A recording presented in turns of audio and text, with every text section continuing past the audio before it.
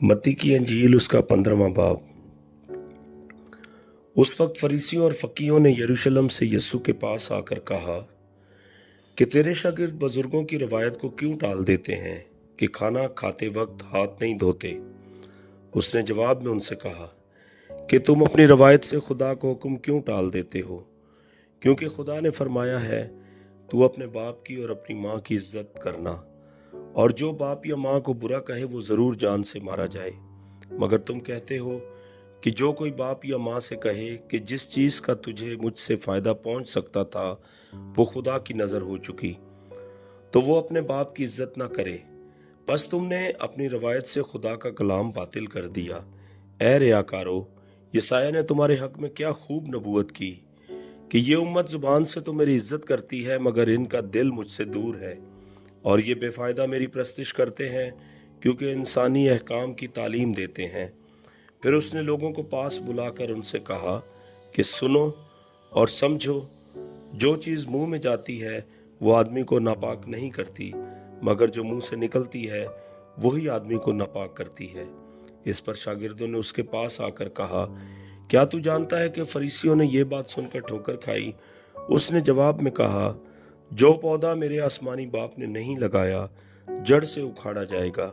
उन्हें छोड़ दो, वो अंधे राह बताने वाले हैं, और अगर अंधे को अंधा राह बताएगा तो दोनों गड्ढे में गिरेंगे।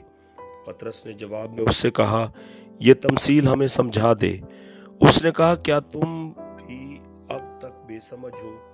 क्या नहीं समझते कि जो कुछ मुंह में जाता है वो पेट में पड़ता और मजबला में फेंका जाता है। मगर जो बातें मुंह से निकलती हैं वो दिल से निकलती हैं, और वही आदमी को नापाक करती हैं, क्योंकि बुरे ख्याल, खून रेजियाँ, जिनाकारियाँ, हरामकारियाँ, चोरियाँ, झूठी गवाहियाँ, बदगोइयाँ दिल ही से निकलती हैं। यही बातें हैं जो आदमी को नापाक करती हैं, मगर बगैर हाथ धोए खाना खाना आदमी को नापाक नहीं करता। फिर यीशु वहाँ से निकलकर सोर और सीदा के इलाका को रवाना हुआ, और देखो, एक कनानी औरत उन सरहदों से निकली और पुकार कर कहने लगी, ए खुदावंद इब्ने दाऊद, मुझ पर रहम कर, एक बदरू मेरी बेटी को बहुत सताती है। मगर उसने उसे कुछ जवाब न दिया, और उसके शागिर्दों ने पास आकर उससे ये अर्ज़ की कि उसे रुखसत कर दे, क्योंकि वो हमारे पीछे चिल्लाती है। उसने जवाब में कहा कि मैं इसराइल के घराने की खोई हुई भेड़ों के सिवा और किसी के पास नहीं भेजा गया। मगर उसने आकर उसे सजदा किया और कहा, ए खुदावंद मेरी मदद कर। उसने जवाब में कहा, लड़कों की रोटी लेकर कुत्तों को डाल देना अच्छा नहीं। उसने कहा, हाँ खुदावंद, क्योंकि कुत्ते भी उन टुकड़ों में से खाते हैं जो उनके मालिकों की मेज से गिरते हैं।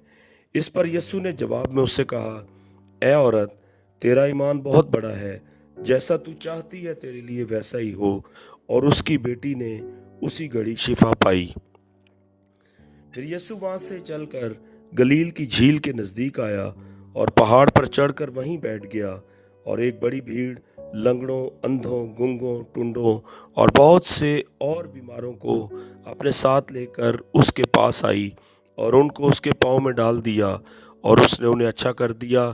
चुनाचे जब लोगों ने देखा कि गूंगे बोलते, टुंडे तंदुरुस्त होते और लंगड़े चलते फिरते और अंधे देखते हैं, तो ताज्जुब किया और इसराइल के खुदा की तमजीद की।